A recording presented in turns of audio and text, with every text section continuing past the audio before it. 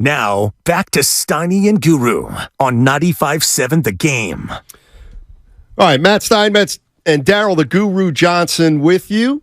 Good afternoon, everybody, and let's welcome in Chris Rose, the host of NFL Network's Game Day Final. He also is the host of the Chris Rose Rotation Podcast and Baseball Today for Jomboy Media. Chris, thank you so much for joining us. Really appreciate it. My pleasure. How you guys doing? We're doing good. One of the reasons we love to have you on is because we can pop around to different sports with you. And we'll start out with the San Francisco 49ers. Are they the best team in the NFL right now? And does that matter? I was going to say the San Francisco 49ers. I was going to cut you off and say you mean the best team in football. Wow. Does it matter? No. I mean, who cares about what all of us think who's the best team in the NFL? I mean, it's not like any of us are voting. This isn't college football. We're not doing a poll here. But I think that they're the most complete team. Obviously, Miami's made a huge splash based on what they have done this year and how they've done it, right? So they're insane. I was actually calling the Browns game. I'm doing a little work right now, so I was actually calling the Browns game on radio last week. Okay. And so I didn't get a chance to watch all of Miami, but I certainly saw its highlights, and it was pretty impressive. But I just think that head to toe, that the way that Kyle Shanahan calls a game and with that defense and how it can play, it's the best team in the league.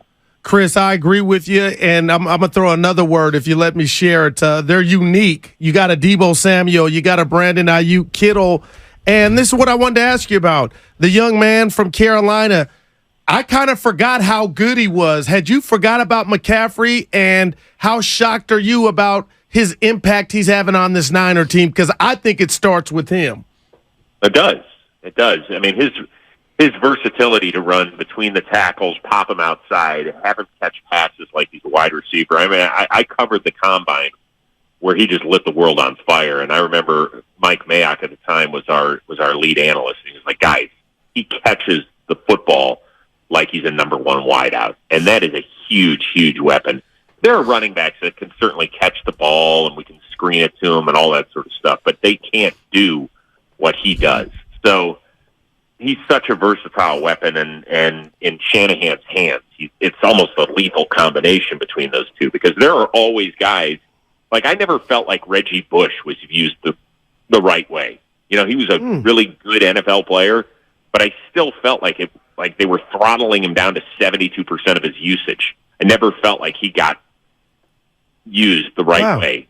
McCaffrey is, and that is something special to watch. He is a ton of fun. Chris Rose joining us on 95.7 The Game. He's the host of NFL Network's Game Day Final. Well, since you said you were in Cleveland last weekend, who are you taking, Myles Garrett or Nick Bosa?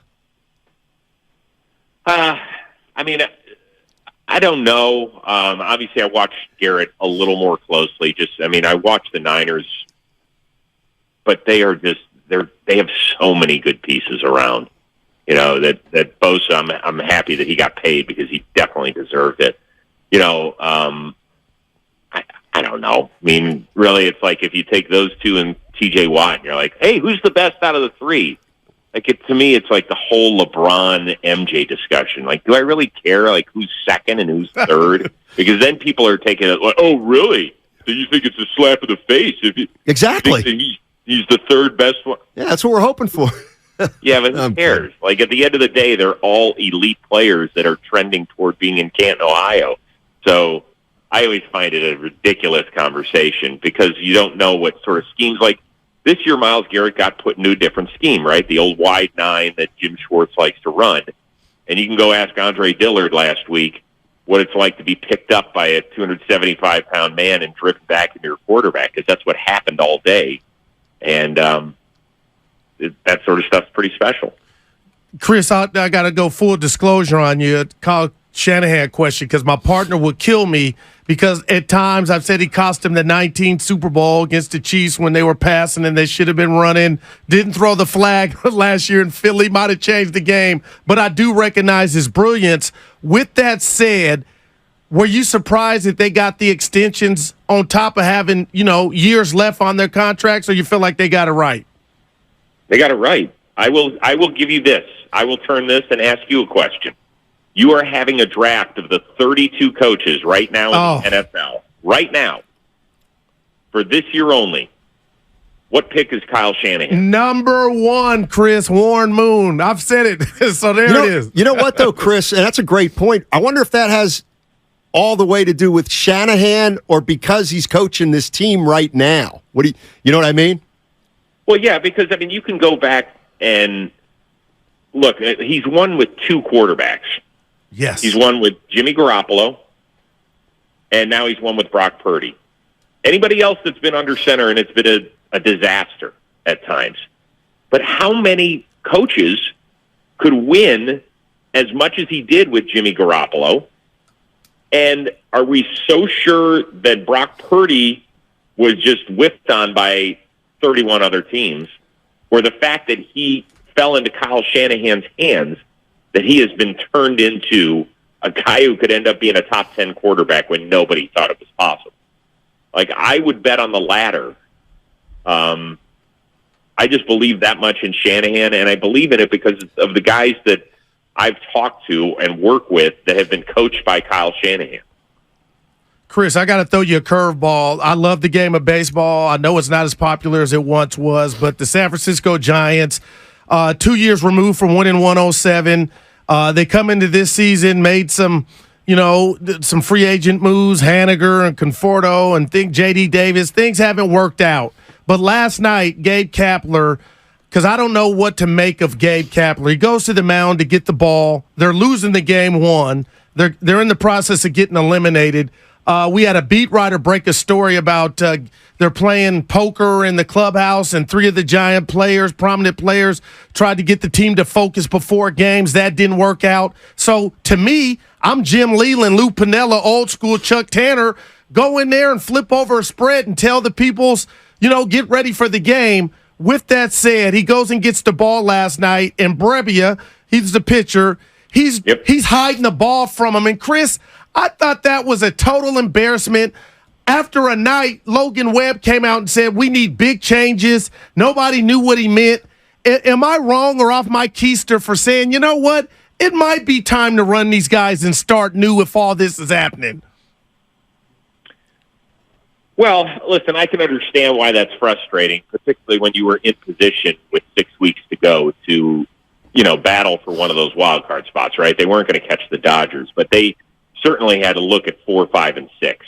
Certainly 5 and 6, the way it's played out. So I understand that frustration.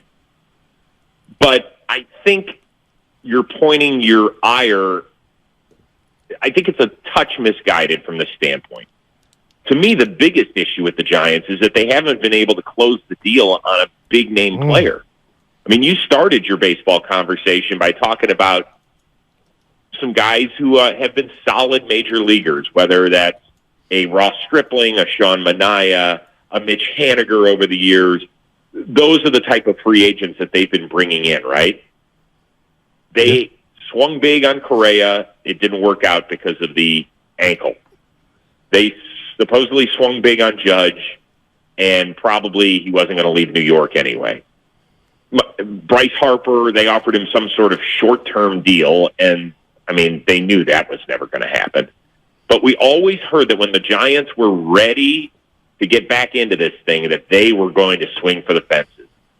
And they barely tapped the ball back to the pitcher. And that's going to be a problem. Like, for all the people who are like, Shohei, Shohei, Shohei, if Shohei walks into a meeting right now with Farhan Zaidi and the rest of the management crew and says, hey, why haven't you been able to get a player of my caliber to be my running mate up here? What's the answer? Why would Shohei Ohtani want to go up to San Francisco right now and join that organization? Is he the missing piece? It doesn't feel like it. I feel like they're short in a lot of places right now. Yeah. I'm sorry, Chris. Go ahead. No, I was just saying that a couple of years ago, the 107-win season was glorious. It was phenomenal. They proved a lot of people, including yours truly, wrong. I mean, I never saw that coming. I'll be the first one to raise my hand and say I was 100% off base on that. But it feels like out of the last 5 or 6 years that was the aberration instead of could have been the norm. So it just feels like that's the biggest issue to me. They have to look at why they haven't been able to get a guy they can build around instead of complementary pieces. Hey, Chris, thank you so much for joining us. Really appreciate it, man. Hey, I got a quick one for Chris. Hold on. Hey, Yeah, Chris, yeah. Hey, I've been following you since the Best Damn Sports Show, but I ain't stalking you. But you've shared with us, you know what? I'm trying to lose some weight. And we got this thing here at the station, sodaweightloss.com, SOTA. So we got a couple guys drop 20, 25, 30 pounds. I saw you the other day. I said, share with us your secret. You look great. Well, apparently either your screen wasn't very good or the Instagram photo wasn't very good because I'm a true Dow Joneser. I'm a guy that has, like a lot of your listeners out there, has kind of battled the up and downs over the years. I'm not in a great spot right now. So I saw you. I said, Chris, didn't the face look slimmer? I said, he's killing it.